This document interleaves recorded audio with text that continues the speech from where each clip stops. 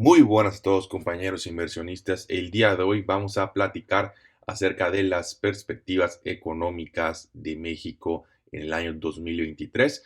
Como lo ya saben los que han estado bastante tiempo en el canal, cada año hacemos en este video empezando el año y básicamente repasamos cuatro variables y damos nuestras perspectivas acerca de estas, ¿no? La primera es el crecimiento económico, la segunda es la inflación, la tercera son las tasas de interés y finalmente vamos a hablar un poco del tipo de cambio. Antes de comenzar, como siempre, les recuerdo si les gusta el contenido pueden apoyar con un like y suscribiéndose al canal. Comencemos. Bueno, lo primero que vamos a hablar el día de hoy va a ser acerca del crecimiento económico, ¿no? El crecimiento económico se mide básicamente con esta métrica que es el crecimiento del GDP, el Producto Interno Bruto, PIB en español, ¿no? Entonces, ¿cómo estuvo el año? Si lo pueden ver, tuvimos un año bastante regular en general, de recuperación más que nada, diría yo, donde los crecimientos económicos trimestre a trimestre fueron básicamente en promedio de un 1%, ¿no? Entonces, no fue nada malo, sin embargo, insisto, todavía seguimos tratando de recuperarnos de este decrecimiento tan fuerte que hubo a raíz de la pandemia, ¿no? La economía de México no ha llegado a su nivel prepandémico, pero cada vez estamos más cerca de conseguir esto, ¿no? ¿Y cuáles han sido los factores o cuál han sido el factor más importante, no solo que nos, o sea, que nos impulsó, nos empezó a impulsar en este año, sino que nos va a seguir impulsando en el año 2023, es este término que ya hemos hablado bastantes veces en el canal, que se llama nearshoring, ¿no? ¿Y a qué se refiere a esto? Es la tendencia que ha estado teniendo las principales empresas de Estados Unidos y en general del mundo de pasar su cadena de suministro, pasar su producción de lugares, desde lugares tan lejanos como lo puede ser China, Tailandia, Asia, hasta lugares más cercanos como lo es específicamente México, ¿no? Y este último año hemos visto un montón de planes de empresas americanas para abrir nuevas plantas de manufactura en diversos sectores en nuestro país, ¿no? Y eso obviamente tiene un impulso económico bastante bueno, no solo porque estas empresas pues obviamente van a pagar impuestos en nuestros países, sino porque generan trabajo,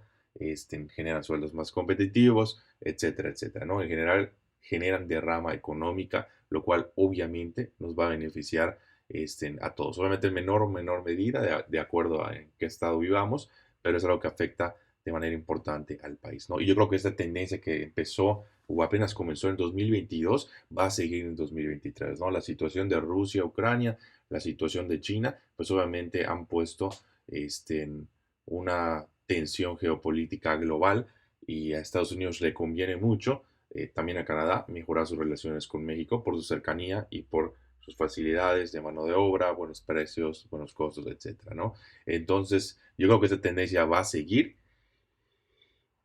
y a pesar de que yo sí creo que en el 2023 va a ser un año económico sumamente complicado, en general a nivel global, yo creo que México va a ser menos afectado o no va a ser tan afectado como hubiese sido afectado en otros ciclos económicos, ¿no? ¿A qué me refiero con esto? O sea, definitivamente va a haber un drag en la actividad económica, pero siento que esa tendencia al nearshoring va a empujar, por así decirlo, o va a sostener para que la caída de México o del crecimiento económico de México no sea tan importante como puede ser en otros países, ¿no? Entonces, en general, yo creo que 2023, comparado con el ambiente global, va a ser un buen año económico para México.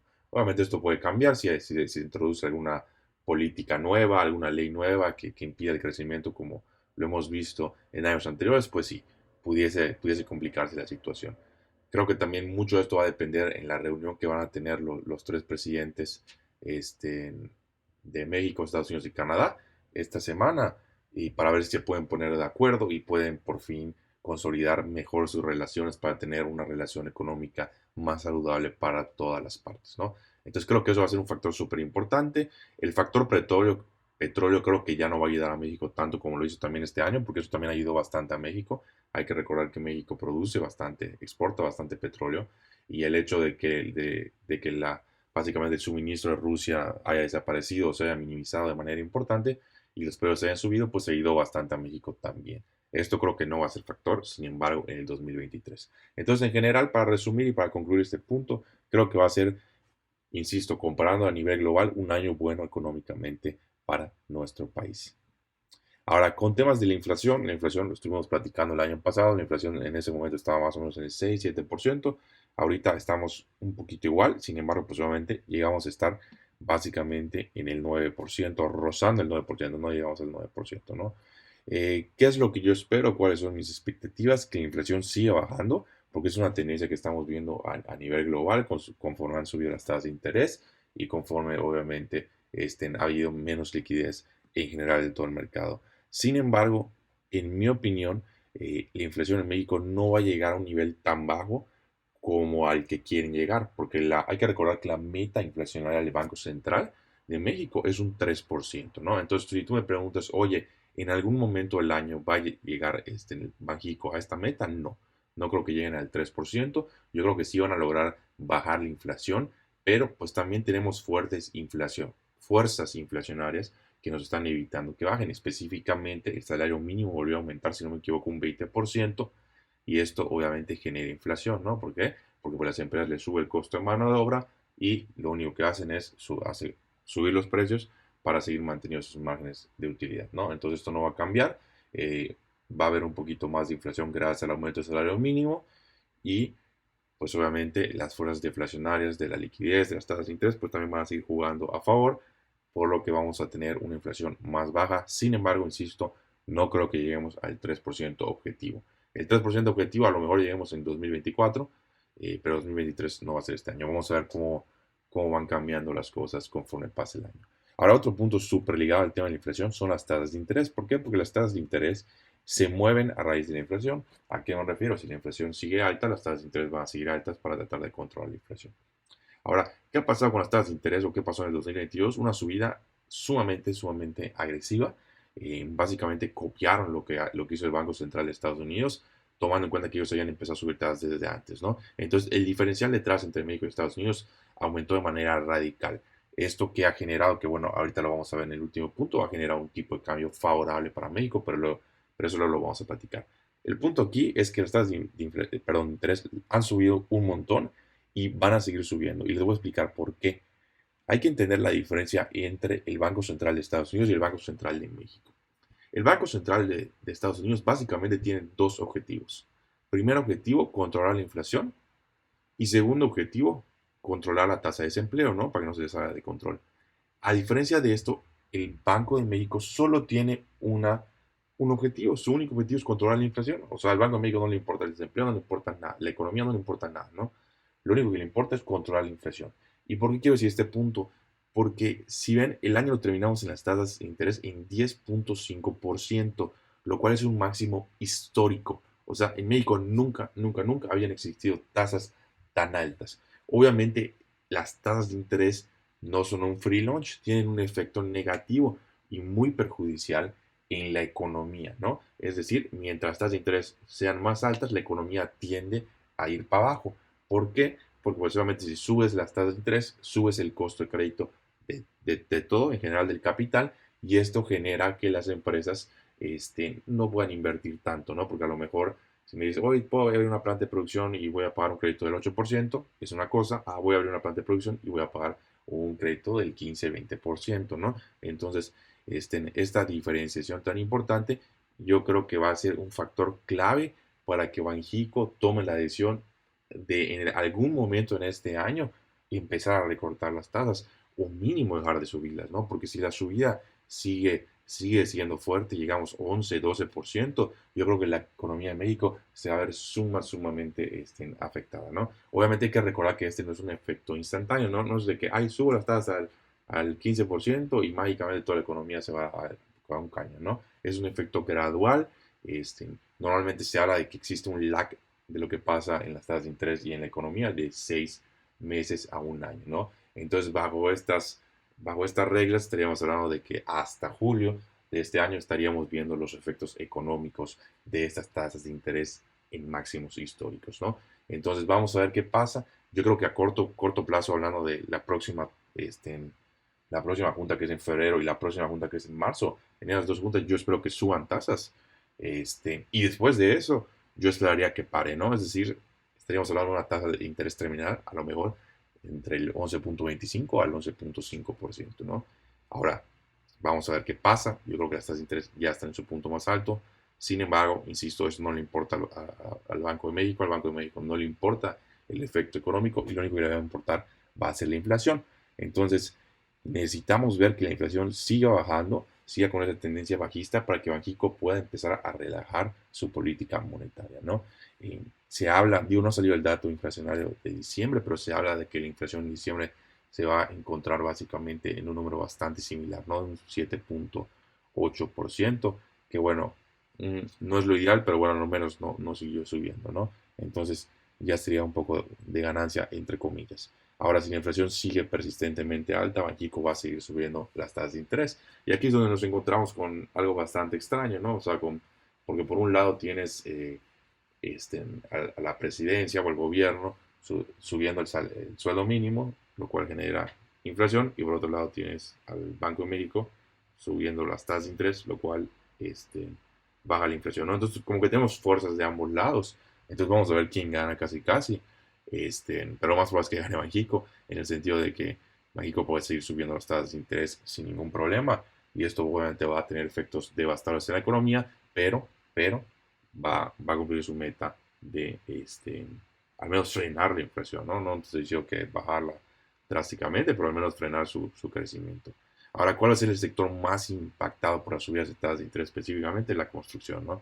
Porque sabemos que cuando suben estas tasas de interés, a lo mejor hace 1 o 2 años podías tener tú una hipoteca a un 8%. Al día de hoy no vas a tener una hipoteca al 8% porque no tendría sentido para el banco pedir prestado dinero al Banco Central de México a un 10.5% y prestarlo a un 8%. No estaría perder dinero. Entonces nadie está ni tan tonto para hacer eso, ¿no? Este, entonces, vamos a ver, yo creo que un slowdown muy importante en el sector construcción, porque las tasas de interés normalmente afectan demasiado o afectan de manera desproporcionada a este sector. Ahora, con respecto al tipo de cambio, el tipo de cambio básicamente es una función de las tasas de interés. ¿Por qué?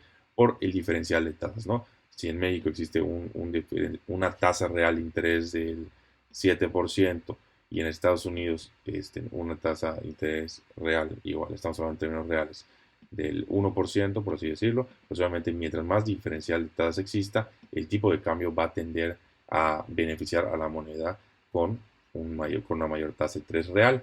¿Por qué? Porque pues obviamente, ¿qué es lo que ha pasado aquí? Que tú vas al extranjero o con un americano, por ejemplo, y dices, oye, tengo acá los bonos de tesoro a 10 años en dólares a un 3.8%. Ok, vas a México y te dicen, tengo un 10%, ¿no? Entonces dices, bueno, estoy de acuerdo que existe un mayor riesgo en México, un mayor riesgo económico y político y social, pero pues hay un 7% de diferencia, ¿no? O sea, estás hablando de casi el triple me estás pagando, entonces a lo mejor sí vale la pena el riesgo.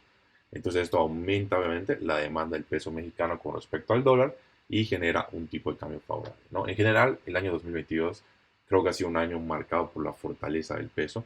Insisto, gracias a la política monetaria tan agresiva de Banxico que ha subido las tasas de interés de manera muy fuerte y contra todo pronóstico.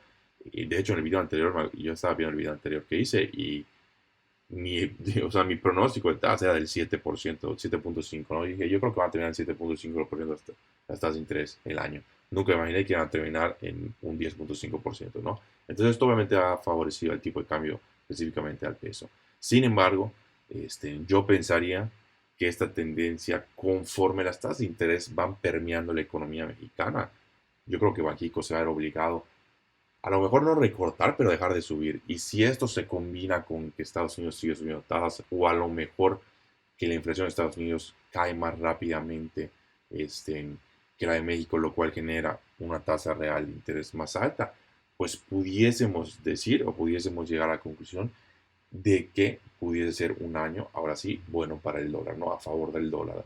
Yo pensaría que va a ser un año bastante tranquilo con respecto al tipo de cambio. ¿Cuál sería la excepción? Si de verdad hay una crisis económica muy fuerte, el dólar se dispara, ¿no? O sea, el tipo de cambio se dispara. Hay que recordar que cuando, si no me equivoco, el tipo de cambio para ahorita ya estaba más o menos en 19, más o menos lo que estaba ahorita. Y cuando vino la pandemia, pum, se disparó y llegó hasta 25 pesos por dólar, ¿no? Entonces, en general, cuando hay crisis, cuando hay mucho miedo, o sea, no solo hay miedo, pavor en el mercado, ¿qué es lo que pasa? Que todos se refugian en el dólar y esto genera, obviamente, que en general el dólar se fortalezca mucho y las demás monedas pierdan valor, porque el dólar es la moneda más segura, porque Estados Unidos es la economía más fuerte por mucho, ¿no? Entonces, esa sería la excepción. Si pasa eso, pues obviamente digo, ahí ya no tenemos control hasta dónde puede llegar, 22, 23, 24. Si no hay una recesión económica tan fuerte, si se logra el famoso soft landing, que sería básicamente una recesión económica muy leve, pues podríamos decir que el tipo de cambio se mantendría, sino que estaría un poquito a favor del dólar, yo siento.